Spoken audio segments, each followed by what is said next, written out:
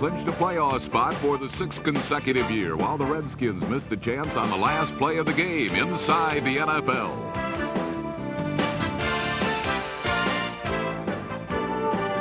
I'm Brian Burwell. In this week's cover story, two of the best-kept secrets in the NFL, Leslie O'Neal and the resurgent Charger defense.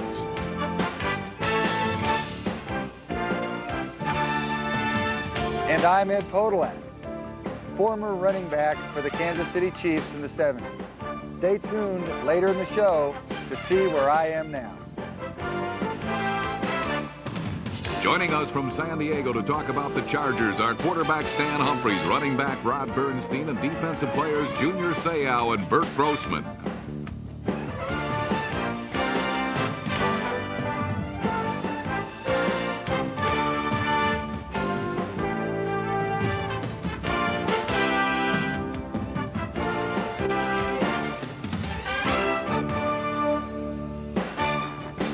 Now from San Diego, home of the hottest team in football, it's Inside the NFL with your hosts Len Dawson, Nick Bonaconti, and Chris Collinsworth. Hello, everybody. Welcome to this week's show. For Nick, Chris, and all of us on HBO's Inside the NFL, we would like to extend to you and yours a very Merry Christmas and a happy and healthy holiday season. We're on Coronado Island. In the background, you can see the skyline of downtown San Diego, and these San Diego fans got a Christmas gift a week ago when the Chargers became the very first team in history to start out the season 0-4 and make it to the playoffs. Lenny, the biggest reason that they're in the playoffs is something that I've been talking about all year long, that tough San Diego defense and their coach, Bill Arnsparger. The defense is ranked second in the National Football League. They've given up the third fewest points in the NFL, and this great defensive line led by Junior Seau, Leslie O'Neal, and Bert Grossman has 45 sacks already this year. The philosophy of Arnsparger is simple. You keep the defense simple. You don't make any mental mistakes, and the big thing is you don't give up the big play. Well, offensively, everyone considers San Diego to be a running team, but that's really not the case.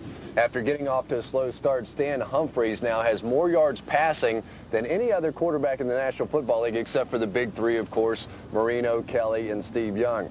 Their offensive line is good, not great, led by Courtney Hall and Harry Swain. Hall is having a Pro Bowl type of season. Swain's a converted defensive lineman who's really been playing much better from week to week. You know, we know that going into the playoffs, you went all three phases of your game going well. Well, you talk about the defense, the offense, the special teams are on a roll as well. Their kicker, John Carney, went 5 for 5 last week against the Raiders. He has not missed in 13 attempts. So the Chargers have everything going their way right now. But not to take anything away from them, but after watching the Chiefs on Saturday and the Broncos on Sunday, the Chargers could win this division by default. What's the word for Nick and Lenny back at HBO? See them next week. The Chargers were hoping to be more than good hosts, however.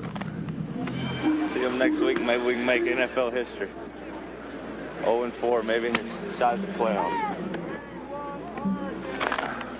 Today's the day. Couldn't be better. Make it to the playoffs in the Coliseum against the Raiders. Can't ask for anything more. The Chargers couldn't have asked for anything more, and they couldn't have answered any doubters more definitively.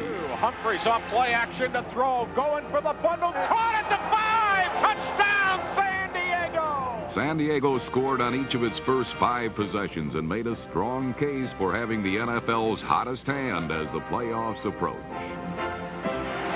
Anthony Miller in motion. They blitz. Humphries under pressure. Throws. Caught at the 10. Goal line. Touchdown, San Diego.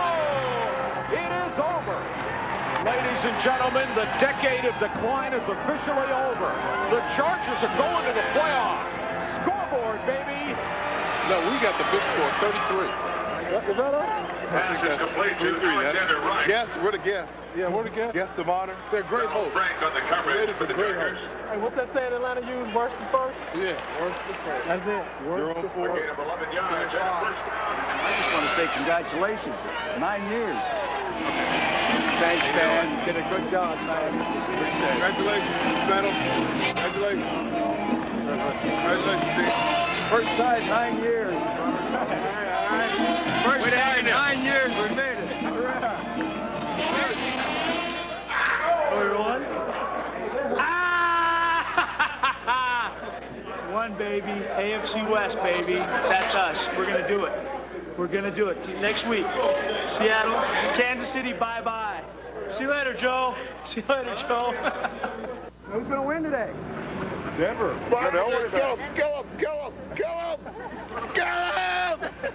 A man of very few opinions.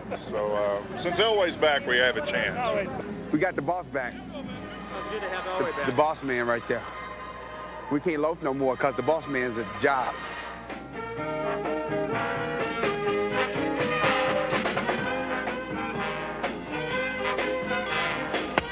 My achy, breaky heart. Just don't you hate that song? Just keep singing. Once you heard it once. Pardon me? Y'all get any of those glasses or sunglasses? No, I didn't bring them. I didn't think it would be that bad. It's really not. It would really be bad in that sun. You have any problems with the sun? I have. That hit your arm? You all right? Remember, look it in. Watch me back in the end zone. Whether it was the sun in his eyes or the song in his head isn't clear, but on one occasion Sunday, Mark Jackson suffered a blow to his achy, breaky heart. Denver's dismal display in the red zone prevented them from reaching the end zone most of the day. Rivers, who fumbles, ball is still being batted around out of the end zone. Denver lost the ball often. Ow, face me! But never lost its fighting spirit. I'll break you!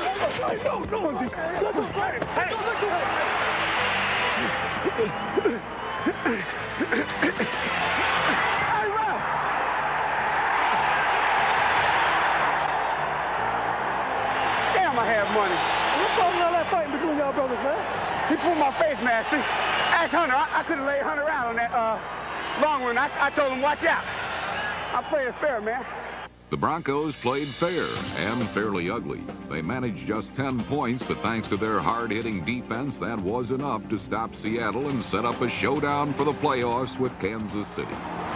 Broncos win. I don't even know how to enjoy a win, man. I forgot what it was like. Operation Restored Hope. Right here. Here we come, KC. Ready or not, here we come. All or nothing. Time to rumble. We're together. We're going to climb together. You pull, you push, one play at a time. I'm not blowing smoke. You got to believe, and I believe. Let's go out and let's show them how it's done. We are capable of doing it. Now let's go. Put the suspense back in the punt machine. High snap. Way behind him. Rodriguez picks it up on the bounce. Kicks it again. Blocked. Goes toward the end zone. The Chiefs, seeking the AFC Western title, made some spectacular plays. Unfortunately, they came after the game had already been decided. Complete for the 30 to a first. That's going to break. 40. He might go. He's going to score. Tim Barnett. It's a foot race to the 50. By the 40, the 30 down the sideline. 20, 15, 10. He'll go in with an escort touchdown. Giant fans had kissed off this season, but their team decided to kiss and make up and play hard for besieged coach Ray Handley. Running back Rodney Hampton, the Giants' most valuable offensive player all year, scored 3 touchdowns. They brought Meg on one of our passes. One of the passes. 58's tight. I can't call it off. I'm looking at Meg, but 58's there, and he's lined up like he's Number 58 was linebacker Carl Banks, who hounded Dave Craig, the Chiefs' wildly inconsistent quarterback. Come on, defense. Come on, guys. Come on, Neil. Work him, Neil. Work him. But it was the Chiefs' defense that absorbed the biggest pounding. Right side, pump fake again. That archer spiral. A wobbly one, and it's caught at the goal line. Touchdown. Mark Ingram wide open. The Big Blue doubled their pleasure, doubled their fun, and tripled their usual scoring output. He'll wind up, throw down the middle of the field. It's bobbled, juggled, diving reception, caught in the end. Even in victory, there was a familiar refrain. Ray must go! Ray must go! And next week, more than the Giants' season may end in Philadelphia.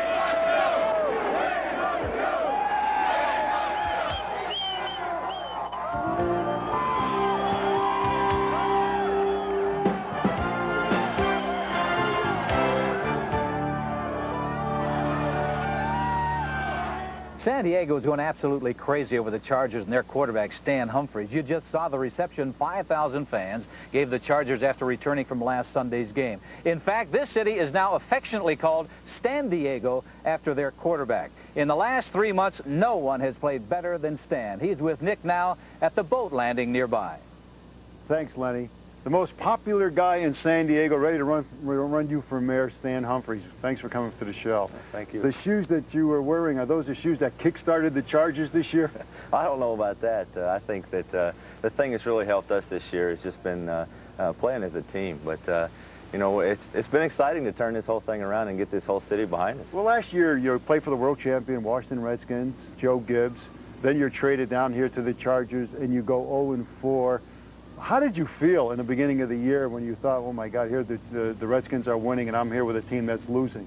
Well, I think that I felt like that our defense was playing great. It was just the offense, and I felt there was a lot of pressure on my back to try to get this offense going because the defense was keeping us in the game. But we finally turned it around, but the 0-4 start was pretty tough. This week you play Seattle. If you beat Seattle, you win the division. Now, that's pretty impressive. Did you ever think that you would be at this point this time of the year? No, I don't think you do. I think that you go back and you look at 0-4 and you hope to some way, somehow get a winning record or get into the playoffs as a wild card or something. But we turned it around and put a string of victories together, and it's made it exciting. Now, in the first 4 weeks, you only threw 1 touchdown pass, but you had 8 interceptions. Since then, you have just about doubled your quarterback ranking, and you've thrown 15 TDs. What turned around for you? I think just being patient and realizing we got a good defense out there, and they get the ball back to us a lot. And my job is just get the ball to the guys, receivers, and Anthony Miller and Ronnie Harmon and those guys, and they make big plays with it. I mean, when you throw the ball 5 yards and they turn it into 50-yard touchdowns, I mean, it makes you look good. Let's talk about Anthony Miller and Ronnie Harmon. Everybody's saying if they don't make the Pro Bowl, then there's something wrong. What have these guys meant to your team? Oh, there's no doubt they've meant a lot to our offense. I mean, you look at Anthony Miller, he's leading the AFC in yardage. He doesn't have the catches, but, I mean, he's got all the yards. And Ronnie Harmon's up there in receptions out of a running back coming out of the backfield. So the guys are just capable of taking the ball and going for touchdowns on any time in the game. And I just think they make the offense itself just so explosive. If I say the name Bobby Ross, what does that mean to you? I just think a great leader, a great motivator, gets you ready to play every week and knows what buttons to push, you know, right there when game time comes around. Stan, best of luck. This has been the most exciting start in the National Football League, and I'll tell you, we're thrilled to be here in San Diego. Oh, it's been fun. Thanks, Nick. Okay, back to you, Lenny. All right, gentlemen, thank you very much. Chris, I saw the first game of the season, Chiefs and Chargers. Humphries came in the second half. It's a different quarterback today. Yeah, and one advantage that he had, Lynn, was there wasn't another quarterback on this team looking over his shoulder, putting a lot of pressure on him. So he was able to play through that slump, and now has turned into a terrific player. One thing he is, he's an outstanding athlete.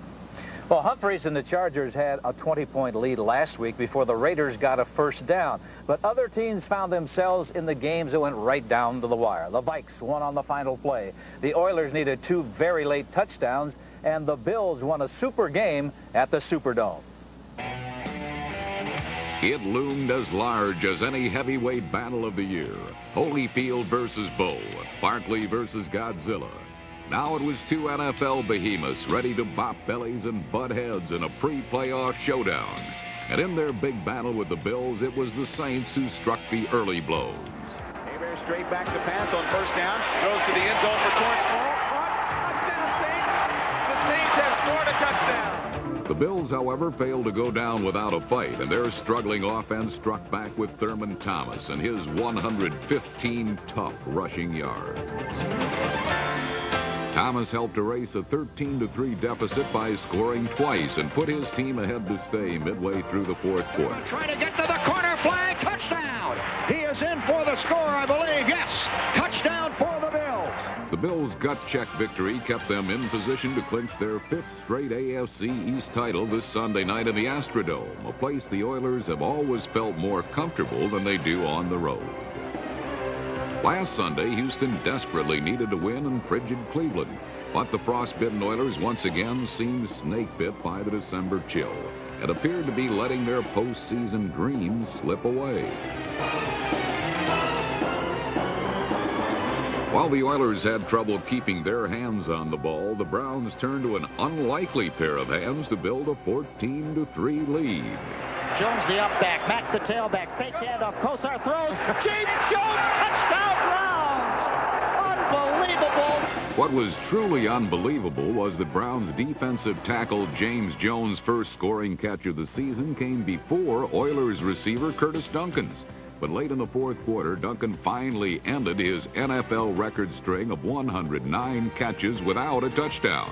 And more importantly, sparked an unexpected Oilers rally. Throw, screen, White on the far side, takes it up the numbers, 30, 35, 40, breaks through, midfield, 40, he's turning, angle on the play, Terry Taylor will run him out of bounds inside the 15. 2 plays later, Cody Carlson completed the comeback.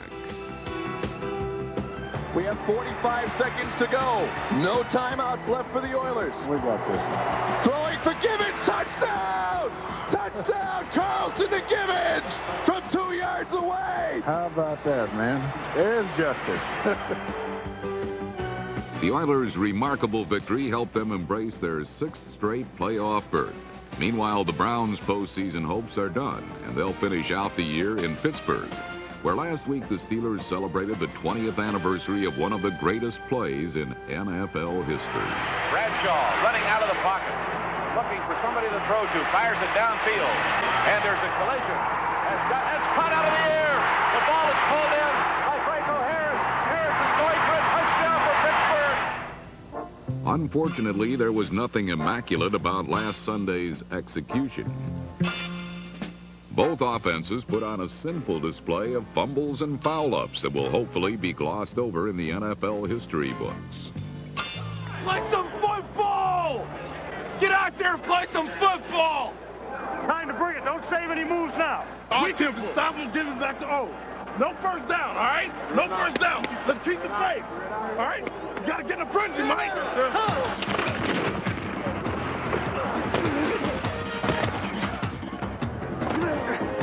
Come on, feeding frenzy. Neither team reached the end zone, but the Vikings' Terry Allen didn't let anyone stand in the way of his 172-yard rushing performance. Still, with the game tied at 3, it came down to the foot of Fawad Ravez to decide the outcome. 37-yard field goal attempted by Fawad Ravez for the win. Come on, boy! Center Sam Morris, ball spotted. Booter, the kick is on the way, and the kick is good! It's good! That's it, baby! And the Vikings have won the NFC Central Championship. It didn't come easily, but with the NFC Central title now in hand, the Vikings can rest easier heading into their regular season finale against the Packers.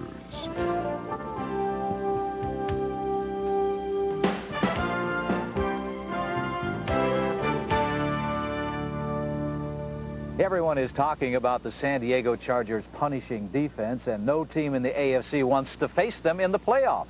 2 of the biggest reasons why are linebacker Junior Seau and defensive lineman Bert Grossman. They're with Chris now. Thank you, Lenny. I've got a couple of guys here that are very nicely dressed. You guys look terrific. Did anybody tell you it was informal today? They lied to us. You know, they said in California we're supposed to wear shorts and we're supposed to look good for New York. Now, I understand Grossman's Grubbies have become a big thing out here, and you don't fit in. I don't understand. Tell me about the fan club. There's no fan club. Actually, we're probably the 2 worst dressers on the team, and our PR guy told us so. We had to dress nice today, so we got dressed up and kind of, stuck out like a sore thumb here. You guys are having a terrific year, though. I mean, it's unbelievable, the turnaround. And the one thing, Junior, that I really like watching about your play is you're so intense all the time. I've heard that even your teammates hate to practice against you. Where does all the intensity come from? Well, the intensity is just, from high school, just growing up, just want to do the best you can and going out there and being the best. And, I'm kind of wondering what I'm doing with the goofball like Bert here, You're not going to ask about my intensity level, are you? No, the intensity level is with those holy shorts that he wears on the bus and stuff. But, I don't know. The intensity that I have, I think is special that I'm just one that just goes out there and tries to do his best. Well, what about this guy? He was supposed to have decided to quit at one time. 24, 25 years old. 24, 25 years old, and he's going to retire, go back and get some job working for about 20 grand a year. Now, is there any truth to that? I read that article. Is that true? I said it one time. I said it one time, and it kind of got a guy that's going to try to hide the fact that he was really disappointed last year because they were mingling around and everything else. Now that the news has hit nationally, he's sitting there saying, "Wait a minute, let's back off here. I'm the guy." You were misquoted. No I was misquoted. There's no truth. No, I said it, but you know, it was like I said. Every time I do an interview now, it kind of comes up, but. Like I was telling you before, I called a friend of mine who had just graduated, and he was going on interviews, and he was kind of sweating it, and he was trying to get this job that was like 19 or 20 a year, and I was like, God, I still got a year to go on my education, and I don't know if I can go out there and do that. So it kind of brought me back to reality, and now I'm back playing football with Junior again. I just want to make half his money. When he says 19 to 20 a year, he's talking dollars. $19,000, $20,000 compared to the $300,000. $600,000. I don't make $600,000. You can tell just by the way he's dressing. Tell me about Bill Arnsparger. Everyone in the nation now is talking about Bill Arnsparger. He was at the University of Florida, out of football for a while, comes back, and your defense has been just unbelievable this year. Tell me about Bill's impact on the defense. He's your grandfather. Yeah, Father Time, I call him. You know, he's been there, done that. He's just a father figure to us. You know, it's hard to... Grandfather figure. Grandfather. See, I try to give him some publicity here. I'm trying to get him to make him look young. Side, right. Yeah. But, yeah, Bill's been a highly respectable guy throughout the league, and we just respect him. He comes out there, he treats us like men, he gives us respect. He knows our sensitivity in a way of saying, you know, of yelling. You know, he's not going to yell at you. He's going to give you the eye, and when you see that eye, you know you're in trouble.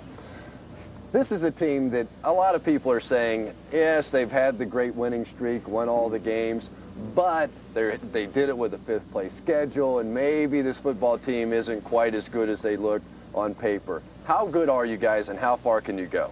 I think we're pretty good. I mean, the fifth-place schedule thing, we're a fifth-place team, and I'm sure a lot of the other teams around the league looked at us on their schedule this year after a 4-12 season, not being in the playoffs for 10 years, and chalked it up as a win, said we have the Chargers here.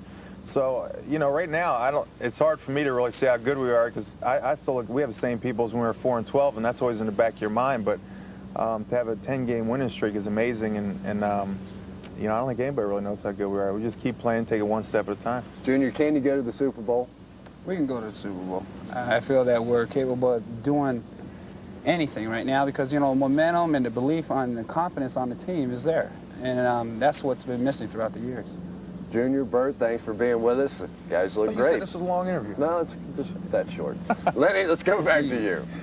Gentlemen, thank you very much. Nick, you know, those two guys are roommates on the road. They were having fun at the beginning of that interview. Looks like they like each other. Maybe some characters in the National Football League. Something you and I have talked about. There are not enough of them. Well, there's one on this team that we didn't see yet. His name is Blaze Winter, the starting defensive tackle for the Chargers.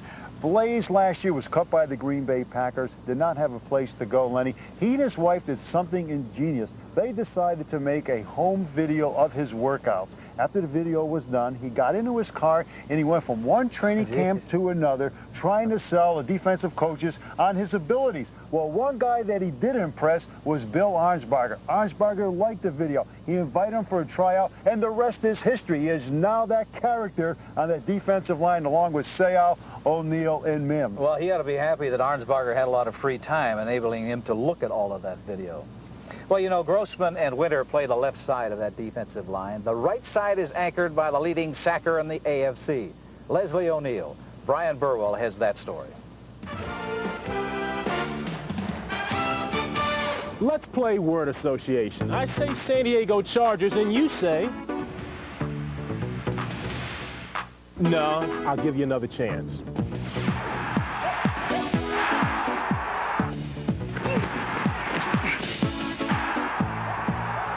No, that's the old Chargers. Think big hits. Think big hits in defense.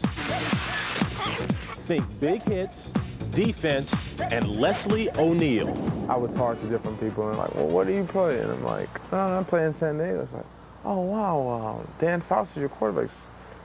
No, he retired, you know, years ago. So Kellen Winslow's like, Well, he retired too. But now, finally, the defense is starting to overcome the overwhelming historical shadow of the Charger offense.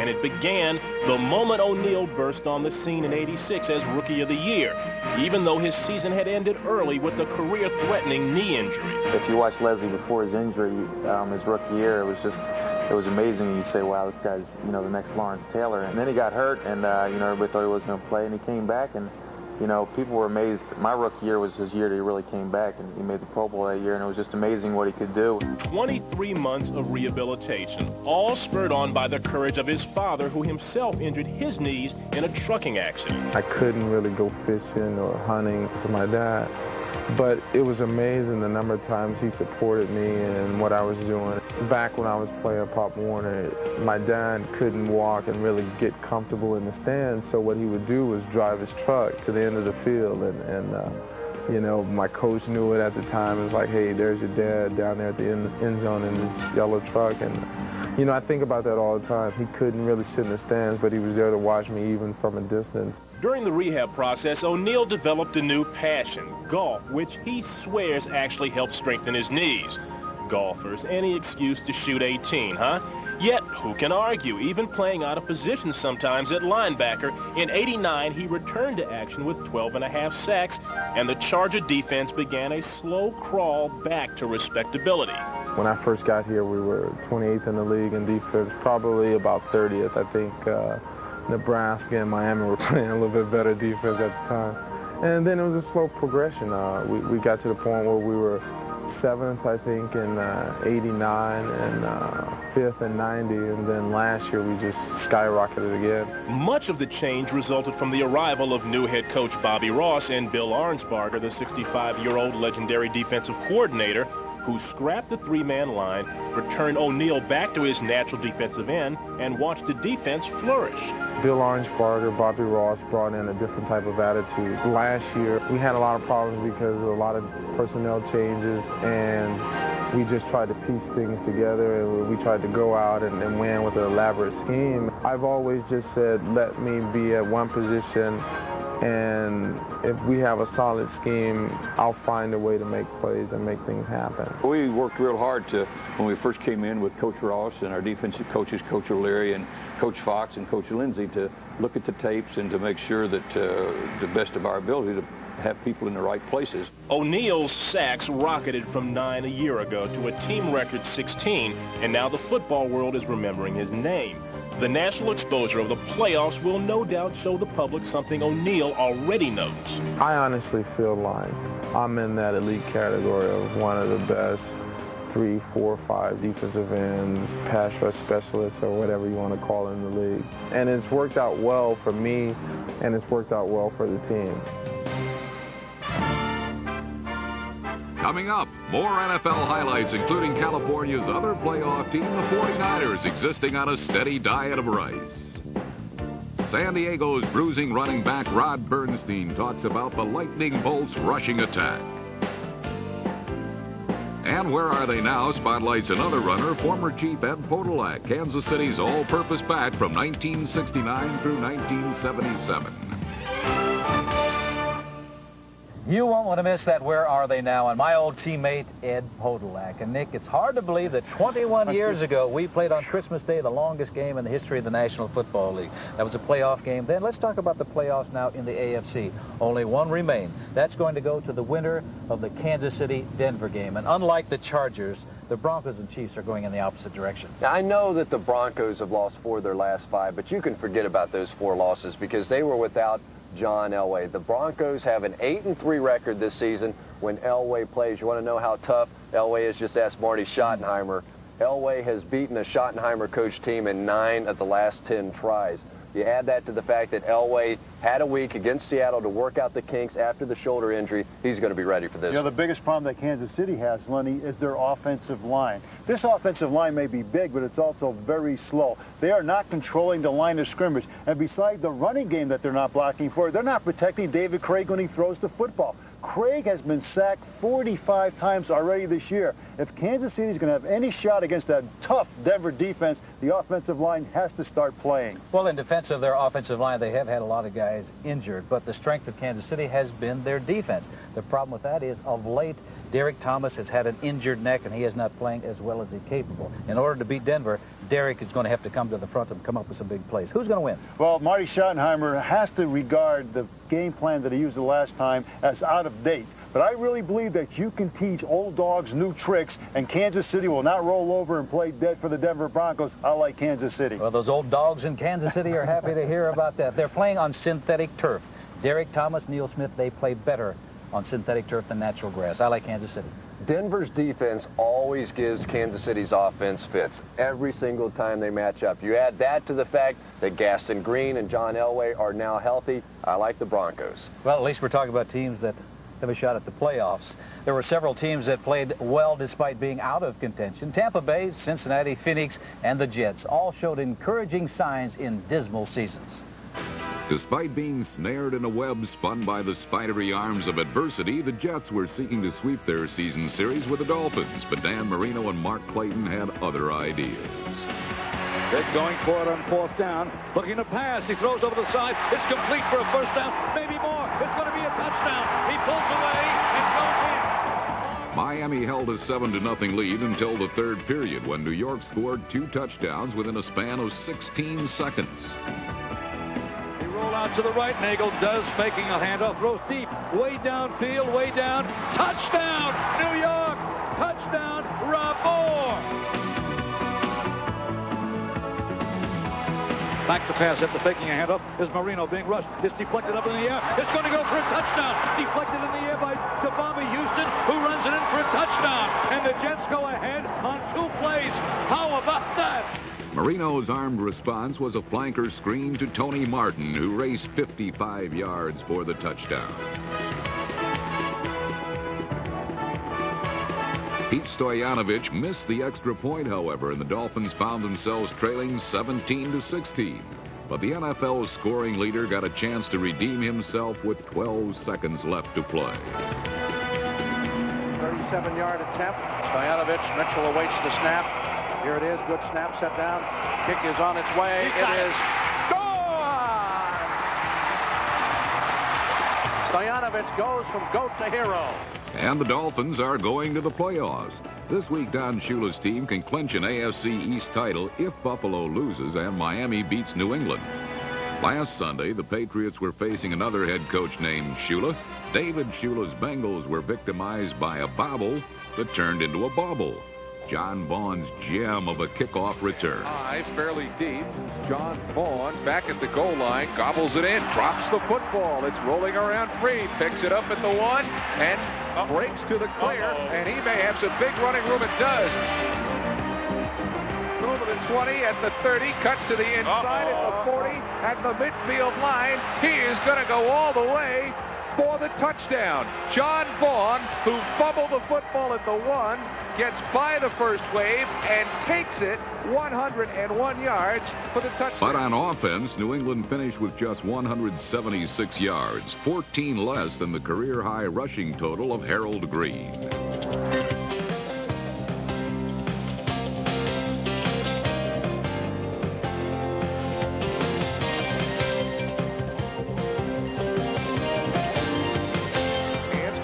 Cuts to the near side of the 5, goes to the goal line and goes in.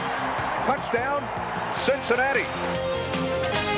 The Bengals ended a 5-game losing streak, and this week they play host to the surprising Colts, who are enjoying one of the NFL's greatest turnarounds ever.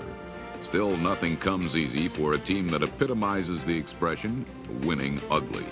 And last Sunday's matchup with Phoenix was no exception. 43, and George back to throw. He looks, he stays in the pocket, he throws deep, he's got Johnson open, he makes a catch, he's in the 20, 15, 10, 5, touchdown Anthony Johnson! A Dean Biasucci field goal sewed up the Colts' 4th straight win. And the kick, it's on the way, beautiful!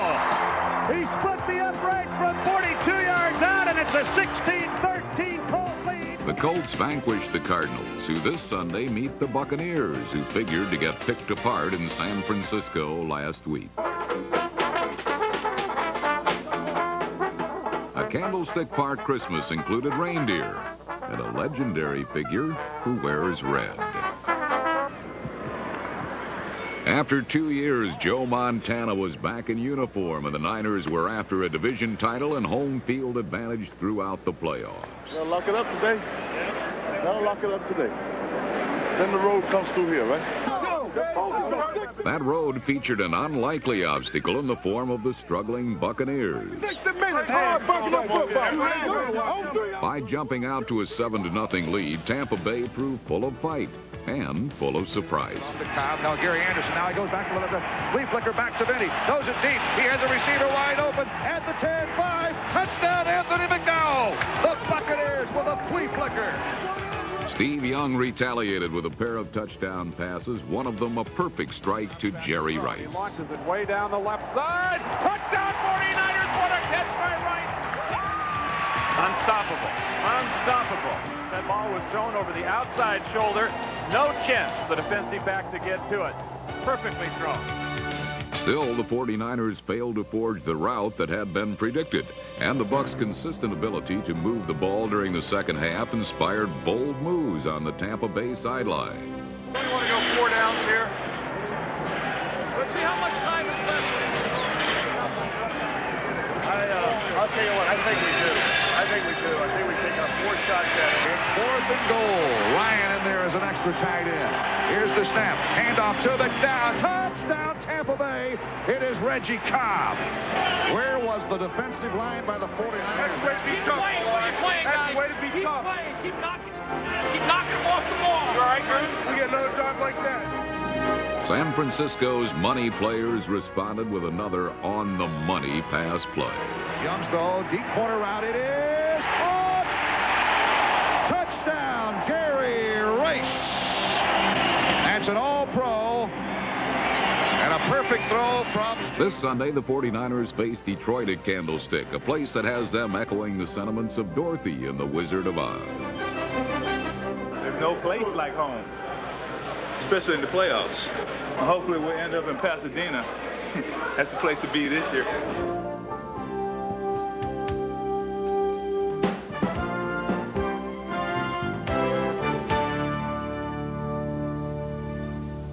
Welcome back to beautiful San Diego. Bobby Beathard, the general manager of the Chargers, he signed here a couple of years ago. They called him a genius. Well, you don't have to be a genius to know that this is a beautiful place to live.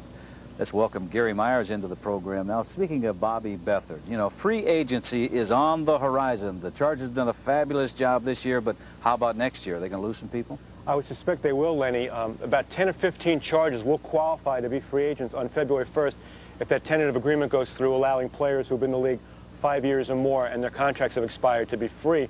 Most prominent among those players is defensive end Leslie O'Neal, who leads the AFC with 16 sacks. When I asked O'Neal if he wants to be back in San Diego next year, he said that would be his first choice, but he's not going to close his mind to other opportunities. Over the years, Lenny, O'Neal has had an up-and-down relationship with Chargers management, and that could factor into his decision. 2 other really prominent Chargers whose contracts are up are Ronnie Harmon and Rod Bernstein. And one other guy to remember, Bobby Beathard, the general manager, his contract expires also. Well, let's talk about another one. Quarterback Stan Humphries. He's a big reason they've turned this program around. They got him from Washington. What's his status? Is he going to be here next year? He will be here next year because for a very smart move that Beathard made before giving up his 3rd-round pick to Washington for Humphries, he insisted that Humphries sign a contract extension because his deal was due to expire after this season. So Humphries signed for next year for $750,000. His Washington contract called for a base salary of $400,000 this year, but with all the incentives he's hit because he's been starting and winning, he'll double his base. Well, they got him for a bargain, believe me. Now, San Diego has settled on 1 quarterback, Stan Humphries. They've been successful. Minnesota, 2 quarterbacks. They have been successful. Salisbury and Gannon, though, they've been alternating. How long is this going to continue? It won't continue past the playoffs this year, Lenny. Salisbury will start against Green Bay this week and probably will start the Vikings' first playoff game. But after the season, the Vikings make a big run at one of the free agent backup quarterbacks like Steve Berline, Cody Carlson, or Steve Bono. Now, 1 game to go in the regular season. Let's talk about next year and coaches. Who will and perhaps who will not be back next year? Ray Handley won't be back with the Giants next year. He will be fired sometime next week. The question now in New York is whether Bill Parcells will be coming back. Giant owners Bob Tisch and Wellington Mara, I think, would welcome him back. George Young has shown a little resistance. In Chicago, next week, Mike Ditka will meet with Bears President Mike McCaskey. It's a very explosive situation there. Ditka is saying he wants more control over hiring and firing assistant coaches, more control over personnel. The Bears have not been happy with the way Ditka has handled the Jim Harbaugh situation this year, and some other things have been going on off the field. I'd say it's 50-50 if Ditka gets fired or quit or if he's back. Well, you better be back later on the program for the pick segment because you are leading the pack. Okay, Lenny. Well, how tough is the NFC? Green Bay Packers have won 6 games in a row and still may not make the playoffs. The Eagles and Cowboys will have good holidays getting ready for the postseason, while the Lions pack up after next week and go on back home. You can't go very high in a hot air balloon inside the Pontiac Silverdome. But last Sunday, the Detroit Lions did rise far enough above the Chicago Bears to win their 2nd in a row. Quarterback Andre Ware used his strong arm to throw long, while Herman Moore used his fingertips and a lot of concentration to make a highlight film catch.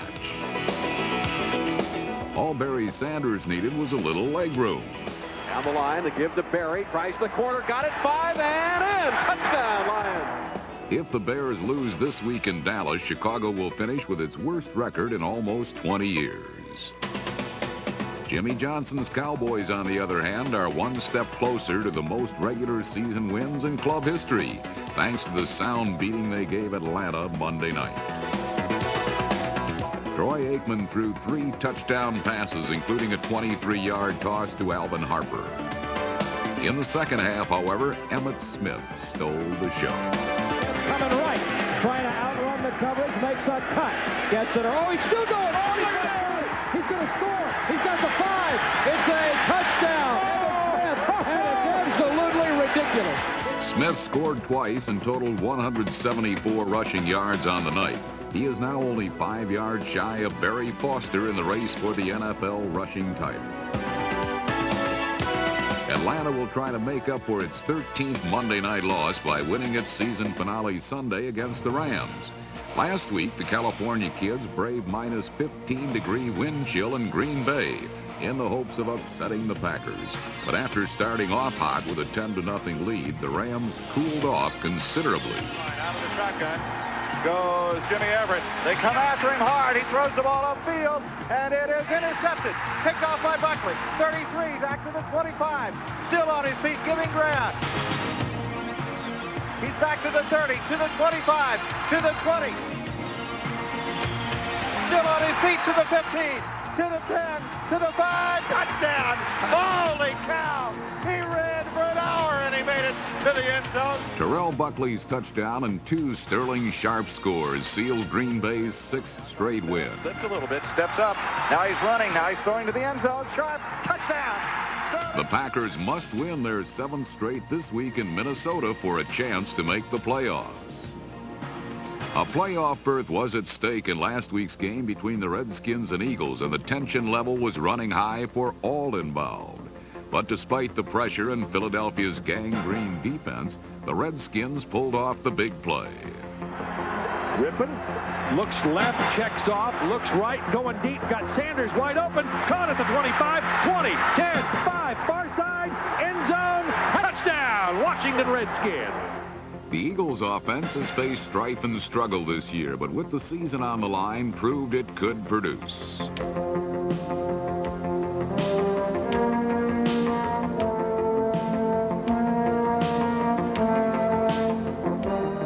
Sherman scored from 21 yards out, and Philadelphia took the lead when Randall Cunningham found Calvin Williams for a third-quarter score.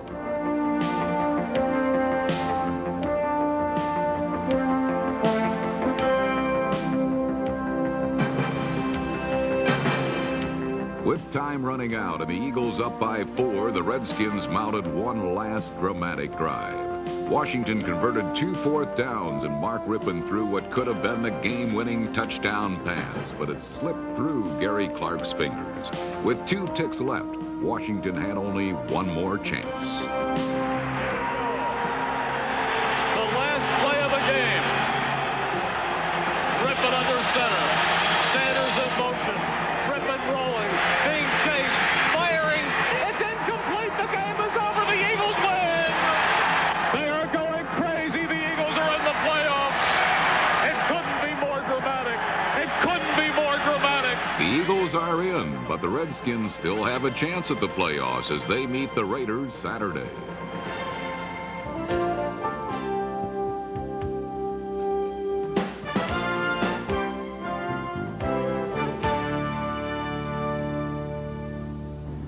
What a bittersweet year for Rod Bernstein. In his first start of the season, he rushed for 150 yards and 2 touchdowns before injuring his shoulder. He was placed on injured reserve and missed 7 games before returning 2 weeks ago. Let's go over to the boat landing where Nick is with the Chargers' big running back. All right, Lenny D. Rod, congratulations on making the playoffs. As I look at your roster, though, I don't see a lot of players who have playoff experience. How do you think you guys are going to handle it as you move into sort of the next level of the NFL? You know, like you said, we have so many young guys on the team. I really don't think we know what to expect in that situation. So we're just going to go in kind of gung-ho and see how it feels just to be there and be in the playoffs.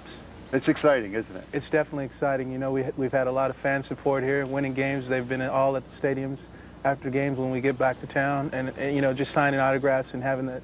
Everybody's so jubilant about what's going on around here today. You guys have really built sort of a camaraderie. The players have, haven't they, as you guys started to win one game after another? That's true. Me, Stan, Leslie, Anthony Miller, there's so many guys who each week, you know, we go out and have dinner together. We, you know, do a lot of celebration things together after ball games. And in previous years, we didn't have those kind of things happening around here. You've been in injury reserve 6 times in the 6 years that you've been with the Chargers. Are you feeling okay? Are you going to play this week? I would definitely say I'm going to play this week. I got a little nicked up in the Raider game with an ankle injury. I was on IR earlier this year with a shoulder separation. But right now I think I'm feeling okay, and I'll definitely practice this week, and I'll definitely be there to end the season on Sunday. Bobby Ross sort of has been a magician. He's been able to juggle a Marion Butts, a Rod Bernstein, and a Ronnie Harmon. You feel that he's utilized you guys in the right way?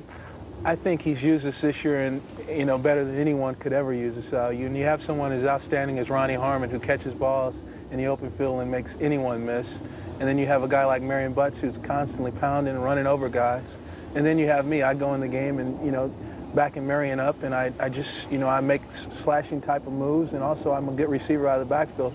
So I think Bobby Ross is using us all to the best of our ability. Big game coming up this week, Seattle. This is the game that could decide whether you win the Western Division.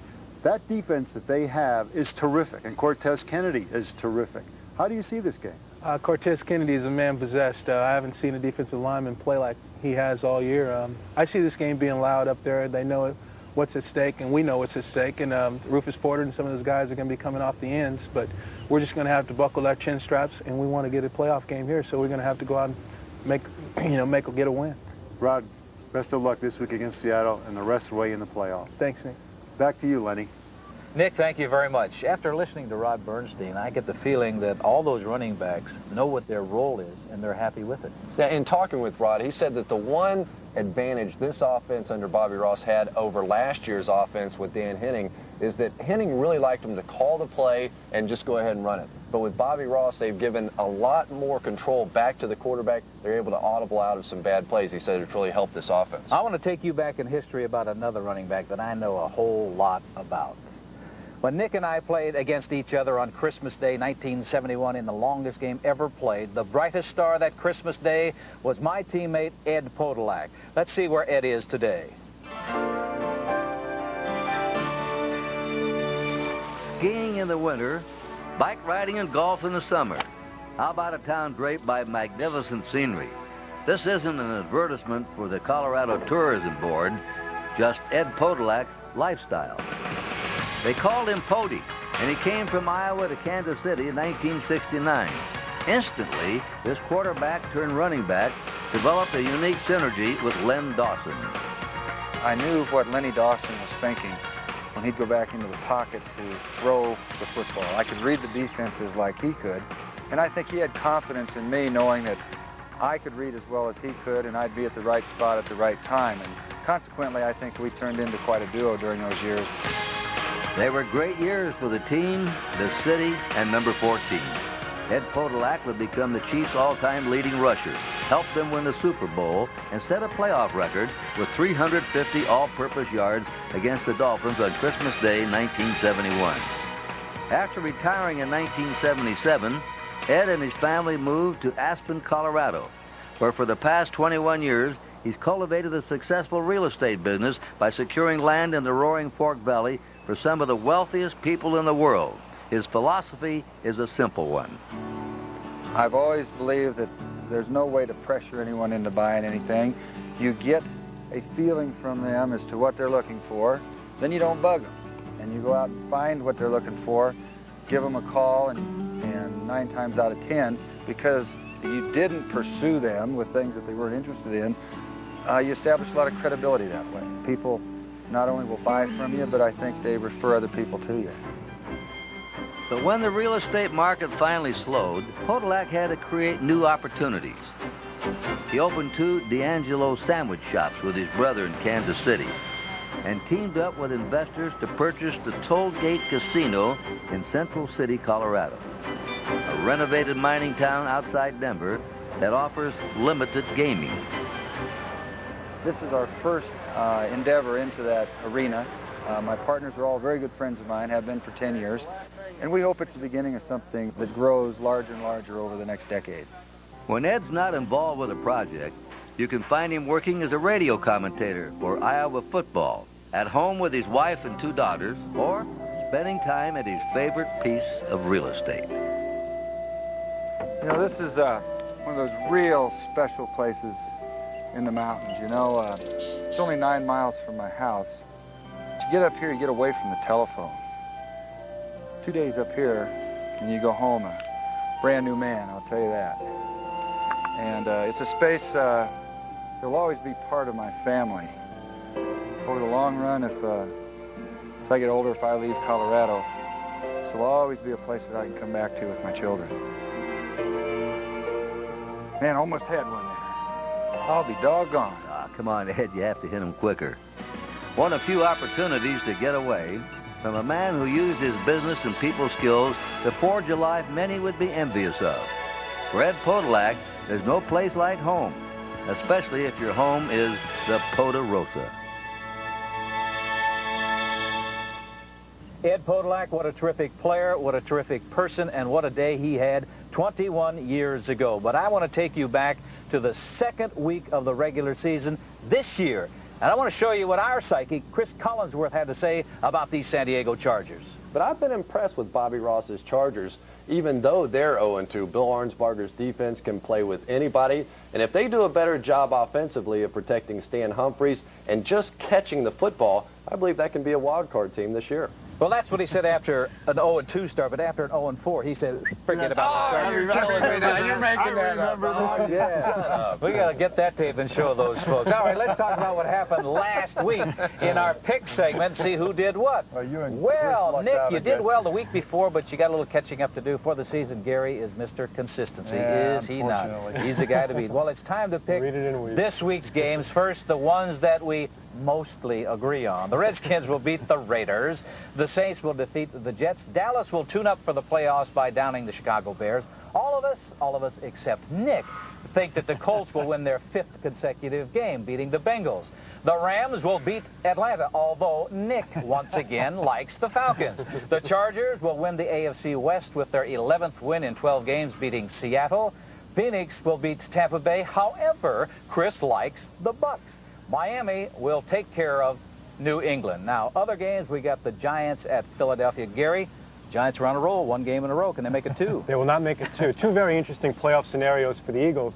If the Saints should lose to the Jets on Saturday, then an Eagles victory on Sunday gets them a home game in the wild card round. However, if the Saints win, the Eagles are actually better off losing on Sunday, because that means their first-round playoff game will be at Minnesota instead of at New Orleans, and that's a much easier game. I don't know how you're going to get Philadelphia to lose. I don't know. The only thing I know is Philadelphia is not going to lose that game against the Giants. They want to go into the playoffs winning, and they're going to do that with Randall Cunningham and that defense. I have no idea what this whole conversation. I like Philadelphia at home. They always win there. That's as easy as I have to go along with you. I like Philadelphia as well. Make it simple, like Arnsparger does with the defense down here at San Diego. Nick, Cleveland at Pittsburgh. Hey, this is an interesting game. I'll tell you what, Cleveland really disappointed me last week. I mean, they lose that game in the last 3 minutes. Pittsburgh really doesn't have a quarterback. Bubby Brister hasn't done the job. O'Donnell does have to come back if they're going to win the game. They are playing at home, so I'm going to go with Pittsburgh, but not by much. Cleveland's defense has been playing well, though. Clay Matthews last week set the sack record for the Cleveland Browns. they should be just mad enough after that real tough loss to Houston last week. I think they'll bounce back. I like Cleveland. Cleveland held the Steelers without a touchdown the first time they played. Bobby Brewster started the last 2 weeks. Pittsburgh has not scored a touchdown. This is a really important game for the Steelers because if they win, they get a bye in the first round and give Neil O'Donnell a chance to come back. So who do you like? Oh, I like Pittsburgh. Well, I don't. I like the Cleveland Browns because I played for them at one time. That makes no sense at all. All right, Detroit at San Francisco. San Francisco 49ers are just simply the best team in football right now. Maybe the Buffalo Bills, after what they did in New Orleans, can give them some competition, but offensively, defensively, the 49ers have it all. I like them. This is the returner, Joe Montana. He should play a half on Monday night and get him ready for the playoffs. San Francisco win this game pretty easily. Well, this is not the Silverdome. They're going out to San Francisco, and Andre Ware had a good game last week, but he won't against San Francisco. I like the 49ers. I don't think this is going to be much of a contest. San Francisco in that ball game. We got Green Bay at Minnesota, Gary. Well, the last 9 weeks, Keith Henderson, a running back, has 1 touchdown pass for the Vikings. Salisbury has 1. Rich Gannon has 1. They have terrible quarterback problems. Green Bay needs to win this game. I like the Packers. I like Green Bay. I don't care if they're going to Minnesota. Quarterback problems are not solved in Minnesota. I like the Packers. Now, linebacker Jamie Holland apparently not going to be able to play. That's going to hurt that Green Bay defense. But I like the way Brett Favre is playing right now. That team is on a roll. I like the Packers. Where are they playing this game? Tell me that. I have no idea. You know? Yeah. I say Minnesota. Right. That's who I think is going to win this football game. Buffalo at Houston. Well, Here's another big game. Super win Buffalo had last week. You got to give that team all the credit in the world. They're playing at Houston. Houston's offensive line is banged up. I like the Buffalo Bills. This game means a lot to the Buffalo Bills. I feel like that even though they may have a little bit of a letdown after that game against the Saints, they were sky high for that one. The game just means too much to them. I like Buffalo. They'll know going into that game about if Miami wins, then Buffalo needs to win the division. If they lose that game, they have to play in the first round of the playoffs. I like the Bills. I like Houston down in Houston. I don't know why, but because they play so well there sometimes. Well, that's our show for this week. Remember, Inside the NFL premieres each Thursday evening at 11 p.m. If you miss any part of it, you can catch it again Fridays at 7 p.m., Saturdays at 11 a.m. Join us next week when we're back in our studios in New York.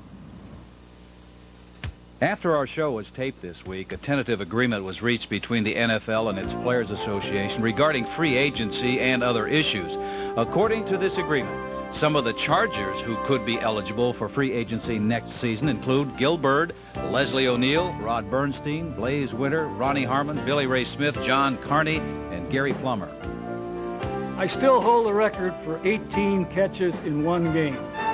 Now you watch next week Inside the NFL, and you'll learn who I am.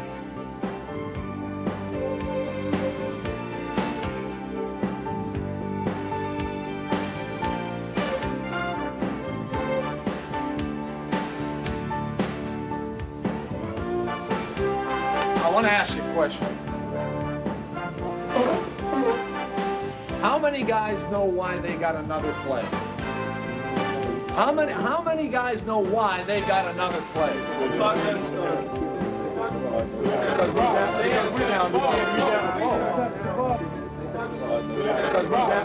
All right, now listen. I had it happen to me when I was coaching in Cleveland, and we talked about it time and again. Every time you touch the ball on a punt and down the ball, that's a foul. That's a foul. It's called illegally touching the ball. Now, as a practical matter, what happens in every game, it entitles the offense or the team receiving the ball one more play. Well, in the course of a normal game, doesn't matter. They get another play anyway. But when you down the ball at the end like that, they get one more play. And we've talked about it. What you got to do is surround it and let the whistle blow dead, and the game's over. Are the days of the 2-week vacation. The average American getaway has sadly dwindled to 4.1 days. But what hasn't diminished is our need to escape to a quiet, stress-free environment, like the luxurious interior of the Acura Vigor. Don't think of it as a drive to work. Think of it as a 30-minute vacation. See your Acura dealer now for details on the Acura Vigor Luxury Lease Program. I was already late for my meeting when my flight landed. Lucky for me, someone left a courtesy car. I had to get the dollar rent-a-car fast. I knew they were right on the airport with low rates. Welcome to Dollar. Hello, I have a car rental reservation. No problem. I'll just punch it up on the computer. Dollar Rent-A-Car is right on the airport, right on the money, with over 1,000 locations around the world. Call your travel consultant or Dollar at 1-800-800-4000. Give me the rock, give me the handles, give me the paint, give me the shoes. You have anything in a Gorilla Slam, sweet. Give me that, not that brick, that brick. Give me him, some of that, and one of those. Showtime. Take his move, his move, his move. Not that move, that move. Money. Gimme. My house. If it's in the game, it's in the game. Bulls versus Blazers and Bulls versus Lakers for Super NES and Sega Genesis. EA Sports. It's in the game. All-Pro quarterback Dan Marino. When the game is over and the pain starts, I want two things from my pain-relieving rub: fast relief and no odor. So I use Sports Cream, a strong pain-relieving rub that doesn't make me smell like a medicine chest. I just massage in Sports Cream for fast, odor-free relief. Cream or lotion, Sports Cream sure gets my vote for fast relief and no odor.